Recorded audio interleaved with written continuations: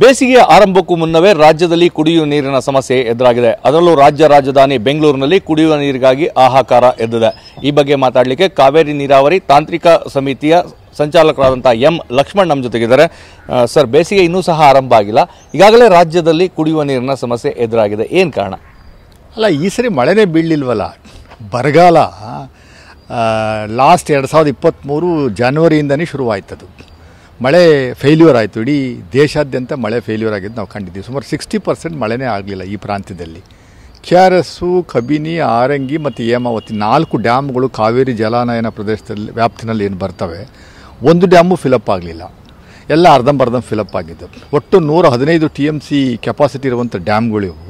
Fill up ಆಗಿದೆ 70 TMC. ಅದರಲ್ಲಿ 40 TMC ತಮಿಳುನಾಡಿಗೆ ಬಿಟ್ಟು 30 TMCನಲ್ಲಿ ಕಳೆದ 4-5 ತಿಂಗಳಿಂದ ನಾವು ಮ್ಯಾನೇಜ್ ಮಾಡ್ತಾ ಇದ್ದೀವಿ. ಈಗ ಹಾಲಿ ಇರುವಂಥ ಶೇಖರಣೆಯ ಮೊತ್ತ 4 ಡ್ಯಾಮ್ಗಳಿಂದ ಒಂದು 14 TMC ನೀರಿದೆ.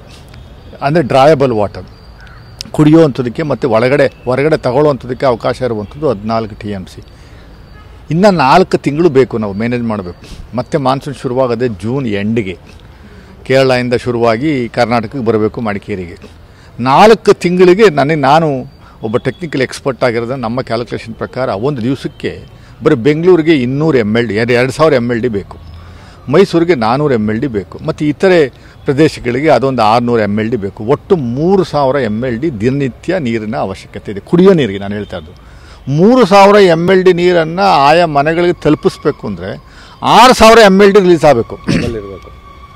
ಯಾಕೆಂದರೆ ಎವಾಪರೇಷನು ಈ ಬಿಸಿಲಲ್ಲಿ ಬಂದಿದ್ದ ನೀರು 25% 30% ಅಷ್ಟೇ ನಾವು ತಲುಪುತ್ತೆ. 1 ಲೀಟ್ರ್ ನೀರನ್ನು KRS ಡ್ಯಾಮಿಂದ ಹೊರಗಡೆ ಬಿಟ್ಟರೆ 100 ಕಿಲೋಮೀಟ್ರ್ ಅದು ಟ್ರಾವೆಲ್ ಮಾಡಿದ್ರೆ ಅಲ್ಲಿಗೆ ಹೋಗೋಷ್ಟೊತ್ತಿಗೆ 1/4 ಲೀಟ್ರ್ ಇರುತ್ತೆ ಅಷ್ಟೇ. 3/4 ಲೀಟ್ರ್ ಎವಾಪರೇಷನು, ಪಿಲ್ಫ್ರೇಜು ಮತ್ತು ಲೀಕೇಜು ಇದೆಲ್ಲ ಹೊರಟೋಗುತ್ತೆ. ಸರ್, ಈಗ ಈಗಿರುವಂತಹ ಜಲಾಶಯಗಳಲ್ಲಿ ನೀರಿನ ಸಂಗ್ರಹಣ ಇದೆ, ಇದನ್ನು ಕುಡಿಯೋ ನೀರಿಗೆ ಬಳಸಿದರೆ ಇನ್ನು ಎಷ್ಟು ದಿನಗಳ ಕಾಲ ಕುಡಿಯುವ ನೀರನ್ನು ಪೂರೈಕೆ ಮಾಡ್ಬೋದು? ಈಗ ನನಗೆ ಇರುವಂಥ ಮಾಹಿತಿ ಪ್ರಕಾರ ಬೆಂಗಳೂರಿಗೆ ಇನ್ನು 4 ತಿಂಗಳಿಗೆ ಬೇಕಾಗಿರುವಂಥ ಕ್ವಾಂಟಿಟಿ ಬಂದು 8ರಿಂದ 9 TMC ನೀರು ಬೇಕು.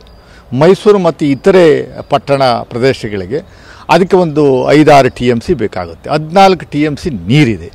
ಅಲ್ಲಿ ಡ್ಯಾಮ್ನಲ್ಲಿರುವಂಥ ಎಲ್ಲ ನೀರನ್ನು ತೆಗಿಯೋಕ್ಕಾಗಲ್ಲ. Dam safety important. ಯಾಕೆಂದರೆ pressure, water pressure, internal pressure ಮತ್ತು ಎಕ್ಸ್ಟರ್ನಲ್ ಪ್ರೆಷರ್ ಎರಡನ್ನೂ ಮೇಂಟೈನ್ ಮಾಡಬೇಕು. ಇಲ್ಲಾಂದರೆ ಡ್ಯಾಮ್ ಬಿಟ್ಬಿಡುತ್ತೆ.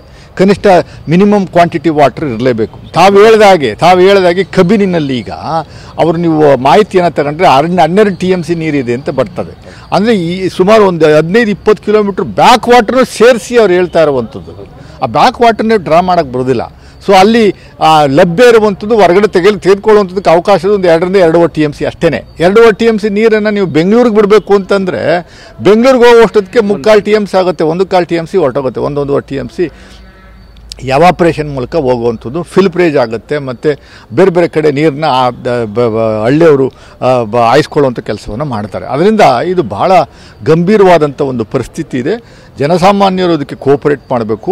ನೀರನ್ನು ನೀವು ಬೇರೆ ಕಡೆಯಿಂದ ಇಂಪೋರ್ಟ್ ಮಾಡ್ಕೊಳ್ಳುವಂಥದ್ದಕ್ಕೆ ಅವಕಾಶ ಇರೋದಿಲ್ಲ. ಇರೋ ನೀರಿನಲ್ಲಿ ವ್ಯವಸ್ಥಿತವಾಗಿ ನಾವು ಸುಧಾರಣೆ ಮಾಡುವಂಥ ಕೆಲಸವನ್ನು ಮಾಡಿದ್ರೆ ಮಾತ್ರ ನಾವು ಗೆಟಾನ್ ಆಗ್ತೀವಿ, ಇಲ್ಲಾಂದ್ರೆ ಭಾಳ ಕಷ್ಟ ಅನುಭವಿಸುವಂಥ ಕೆಲಸ ಆಗುತ್ತೆ. ನಮ್ಮ ಭಾಗದಲ್ಲಿ ಪ್ರಮುಖ ಜಲಾಶಯಗಳಿದಾವೆ, ಕಾವೇರಿ, ಹೇಮಾವತಿ, ಆರಂಗಿ, ಕಬಿನಿ. ಆ ಜಲಾಶಯ ಇದ್ದು ಈ ಸಮಸ್ಯೆನಾ ಅಂತ? ಅಲ್ಲ, ಮಳೆ ಬರದೇ ಇದ್ದಾಗ ಏನು ಸಮಸ್ಯೆ ಇದೆ? ನ್ಯಾಚುರಲಿ ಸಮಸ್ಯೆ ಆಗೇ ಆಗುತ್ತೆ. ಅದಕ್ಕೇನು ಮೇಕೆದಾಟು ರಿಸರ್ವಾಯರ್ನ ಬ್ಯಾಲೆನ್ಸಿಂಗ್ ರಿಸರ್ವರ್ನ ಕಟ್ಟಬೇಕು ಅಂತ ಕರ್ನಾಟಕ ರಾಜ್ಯ ಸರ್ಕಾರ ನಿರಂತರವಾಗಿ ಹೋರಾಟ ಮಾಡ್ತಿರುವಂಥ ಉದ್ದೇಶ ಏನಾದರೂ ಅಲ್ಲಿ ಅದೇನ ಕಟ್ಟದ 65 TMC ನೀರು ಸ್ಟೋರೇಜ್ ಇರುತ್ತೆ ಅಲ್ಲಿ.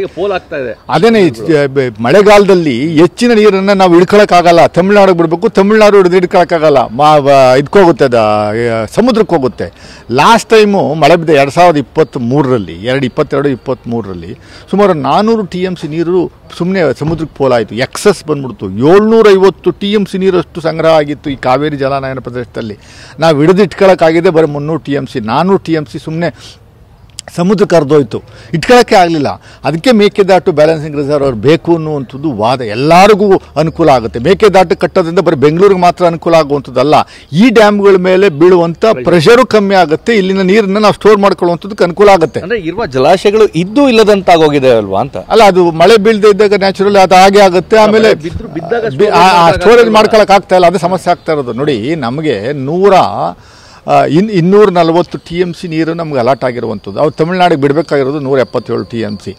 ಆ 270 TMC ನೀರನ್ನ ಶೇಖರಣೆ ಮಾಡ್ಕೊಳ್ಳುವಂಥದ್ದಕ್ಕೆ ನಮಗೆ ಡ್ಯಾಮ್ಗಳಿಲ್ಲ.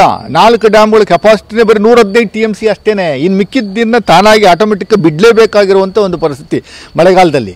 ಮಳೆಗಾಲ ಅನ್ನುವಂಥದ್ದು 3 ತಿಂಗಳಲ್ಲಿ ಏನು ಮಳೆ ಹುಯ್ಯುತ್ತೆ ಅದನ್ನು ಶೇಖರಣೆ ಮಾಡಿಕೊಳ್ಳುವಂಥದ್ದಕ್ಕೆ ನಮ್ಗೆ ಅವಕಾಶ ಇಲ್ಲ. ಅದೇ ಸಮಸ್ಯೆ ಆಗ್ತಾ ಇರುವಂಥದ್ದು. ಈಗ ಪರಿಹಾರ ಏನು ಸರ್? ಈಗ ತಾತ್ಕಾಲಿಕವಾಗಿ ಈಗ ಅಟ್ ಪ್ರೆಸೆಂಟ್ ಕುಡಿಯೋ ನೀರಿಗೆ ಜನರು ಹಾಹಾಕಾರ ಆಗಿದೆ. ಬೆಂಗಳೂರಲ್ಲಂತೂ ನೀರೇ ಸಿಗ್ತಾ ಇಲ್ಲ. ತುರ್ತಾಗಿ ಜನಸಾಮಾನ್ಯರು ಸಹಕರಿಸಬೇಕು. ಬರೀ ಸರ್ಕಾರವನ್ನು ನಾವು ಆಪಾದನೆ ಮಾಡುವಂಥದ್ದಕ್ಕೆ ಅರ್ಥವಿಲ್ಲ. ನೋಡಿ, ಇವತ್ತು ಕೂಡ ಜನಸಾಮಾನ್ಯರಿಗೆ ನೀರಿನ ಸಮಸ್ಯೆಯ ಬಗ್ಗೆ ಅರಿವೇ ಇಲ್ಲ. ಸುಮಾರು ಜನಕ್ಕೆ ಬೆಳಗ್ಗೆ ಎದ್ದು ನೀವು ಕಾರನ್ನು ತೊಳೆಯುವಂಥದ್ದು, ಮನೆ ಮುಂದ್ಗಡೆ ನೀರನ್ನು ಪೈಪ್ ಮೂಲಕ ಅವರ್ಸ್ ಟುಗೆದರ್ ಹಾಕ್ತಾರೆ. ಕಾರನ್ನು ಒಂದು 500 ಲೀಟ್ರಲ್ಲಿ ತೊಳಿತಾರೆ. ಒಂದು ವೆಹಿಕಲ್ನ 500 ಲೀಟ್ರಲ್ಲಿ ತೊಳೆಯುವಂಥ ಕೆಲಸವನ್ನು ಮಾಡ್ತಾರೆ. ನೀರನ್ನು ಭಾಳ ಮಿತಿಯಾಗಿ ಬಳಸ್ಕೊಳ್ಳುವಂಥದ್ದು ವ್ಯವಸ್ಥೆ ಅವರ ಮೈಂಡಲ್ಲಿ ಬಂದರೆ ಮಾತ್ರ ನಮಗೆ ಈ 4 ತಿಂಗಳು ಮ್ಯಾನೇಜ್ ಮಾಡೋಕ್ಕಾಗೋದು. ಇಲ್ಲಾಂದರೆ ವಾರಕ್ಕೊಂದ್ಸರಿ ನೀರು ಬಿಡಬೇಕಾಗುತ್ತೆ, 10 ದಿವಸಕ್ಕೊಂದ್ಸರಿ ನೀರು ಬಿಡಬೇಕಾಗುತ್ತೆ. ನೀವು ನಿಮ್ಮ ಚಾನಲಲ್ಲಿ ತೋರಿಸ್ತಾ ಇದ್ದರೆ ಬೆಂಗಳೂರಲ್ಲಿ ಕೆಲವು ಏರಿಯಾಗಳಲ್ಲಿ 10 ದಿವಸಕ್ಕೆ 12 ದಿವಸಕ್ಕೆ ನೀರು ಬರ್ತಾ ಇದೆ, ಟ್ಯಾಂಕರ್ ಮೂಲಕ ಸಪ್ಲೈ ಮಾಡ್ತಾವ್ರೆ ಅಂತ. ಎಲ್ಲ ಒಂದು ಕಡೆ 2 ಕಡೆ ಇರ್ಬೋದು, ಅದಿರಲಿ ಒಂದು ಕಡೆ. ಮುಂದಿನ ದಿನಗಳಲ್ಲಿ ಎಲ್ಲ ಏರಿಯಾಗಳಿಗೂ ಆ ರೇಷನಿಂಗ್ ಆಫ್ ವಾಟರ್ನ ಮಾಡುವಂಥದ್ದು ಅನಿವಾರ್ಯತೆ ಇದೆ. ಸರ್ಕಾರ 100ಕ್ಕೂ 100ರಷ್ಟು ಒನ್ಸ್ ಇನ್ 3 ಡೇಸೋ, ಒನ್ಸ್ ಇನ್ 4 ಡೇಸೋ, ಇಲ್ಲ ಒನ್ಸ್ ಇನ್ 2 ಡೇಸೋ ಇಷ್ಟು ಪ್ರಮಾಣದ ನೀರು ಒಂದು 1 ಅವರ್ಗೆ 2 ಅವರ್ಸ್ಗೆ ಬಿಡುವಂಥ ಒಂದು ವ್ಯವಸ್ಥೆಯನ್ನು ತರಲೇಬೇಕಾಗುತ್ತೆ. ಬೇರೆ ದಾರಿ ಇಲ್ಲ. ಅಲ್ಲ, ಅದೇ ನಿಮ್ಮ ಪರ್ಟಿಕ್ಯುಲರಾಗಿ TV9 ಅವರು ನಿರಂತರವಾಗಿ ನೀರಿನ ವಿಚಾರದಲ್ಲಿ ಕಾವೇರಿ ಪ್ರಾಧಿಕಾರ ರಚನೆ ಆಗುವಂಥ ಸಂದರ್ಭದಲ್ಲೂ ಅಷ್ಟೇ, ನೀರಿನ ಹಂಚಿಕೆ ಆಗುವಂಥ ಸಂದರ್ಭದಲ್ಲೂ ಅಷ್ಟೇ ನಿರಂತರವಾಗಿ ನೀವು ನೀರಿನ ವಿಚಾರದಲ್ಲಿ ಬಹಳ ಅವೇರ್ನೆಸ್ನ ಕ್ರಿಯೇಟ್ ಮಾಡುವಂಥ ನಿಜ ಸಂಗತಿಯನ್ನು ಜನಕ್ಕೆ ತಿಳಿಸುವಂಥ ಕೆಲಸವನ್ನು ನಿರಂತರವಾಗಿ ಮಾಡ್ತಾ ಇದ್ದೀವಿ. ದಯಮಾಡಿ ತಾವು ಇದನ್ನೇ ಮುಂದುವರಿಸಿ. ಒಂದು ಅವೇರ್ನೆಸ್ ಕ್ರಿಯೇಟ್ ಆಗುವಂಥದ್ದು ಇಬ್ಬರಿಗೂ ಆಗಬೇಕು, ಸರ್ಕಾರಕ್ಕೂ ಆಗಬೇಕು, ಜನಸಾಮಾನ್ಯರಿಗೂ ಆಗಬೇಕು. ಇನ್ನಿರುವಂಥದ್ದು 10-12 TMC ನೀರನ್ನು 4 ತಿಂಗಳು ಯಾವ ರೀತಿ ನಾವು ಬಳಸ್ಕೊಬೋದು ಅನ್ನೋದ್ರ ಬಗ್ಗೆ ಜನಸಾಮಾನ್ಯರು ಅರ್ಥ ಮಾಡಿಕೊಂಡು ನೀರನ್ನು ಖರ್ಚು ಮಾಡುವಂಥದ್ದು ವ್ಯವಸ್ಥೆ ನಿರ್ಮಾಣ ಮಾಡ್ಕೊಬೇಕು. ಗೊಂದಲ ಸೃಷ್ಟಿ ಮಾಡಿ, ಚುನಾವಣೆ ಬರ್ತಾ ಇರೋದ್ರಿಂದ ಇದು ಗೊಂದಲ ಸೃಷ್ಟಿ ಮಾಡಿ ರಾಜಕೀಯವಾಗಿ ಬಳಸ್ಕೊಳ್ಳುವಂಥ ವ್ಯವಸ್ಥೆಯನ್ನು ಯಾರೂ ಮಾಡಬಾರ್ದು ಅನ್ನುವಂಥದ್ದು ನನ್ನ ಒಂದು ಪ್ರಾರ್ಥನೆ. ಇದು ಎಂ ಲಕ್ಷ್ಮಣ್ ಅವರ ಸ್ಪಷ್ಟವಾದಂತಹ ಮಾತುಗಳು. ಈಗಿರುವಂತಹ ಪರಿಸ್ಥಿತಿಯಲ್ಲಿ ಸರ್ಕಾರ ಮತ್ತೆ ಜನರು ಇಬ್ಬರ ಜವಾಬ್ದಾರಿ ಇದೆ. ನೀರನ್ನು ಮಿತವಾಗಿ ಬಳಸಿದರೆ ಮಾತ್ರ ಮುಂದಿನ ದಿನಗಳಲ್ಲಿ ನೀರನ್ನು ನಮಗೆ ಸಿಗುವಂತೆ ಮಾಡೋದಕ್ಕೆ ಸಾಧ್ಯವಾಗ್ತದೆ. ಈ ಬಗ್ಗೆ ಜಾಗೃತಿಯ ಅಗತ್ಯತೆ ಇದೆ. ರಾಜಕೀಯವನ್ನು ದೂರ ಮಾಡಿ, ರಾಜಕೀಯದಿಂದ ದೂರ ಇಟ್ಟು ಈ ಒಂದು ಕುಡಿಯುವ ನೀರಿನ ವಿಚಾರದಲ್ಲೂ ರಾಜಕೀಯವನ್ನು ಯಾರೂ ಮಾಡಬೇಡಿ. ಇದರಿಂದ ಪ್ರಯೋಜನ ಆಗೋದಿಲ್ಲ.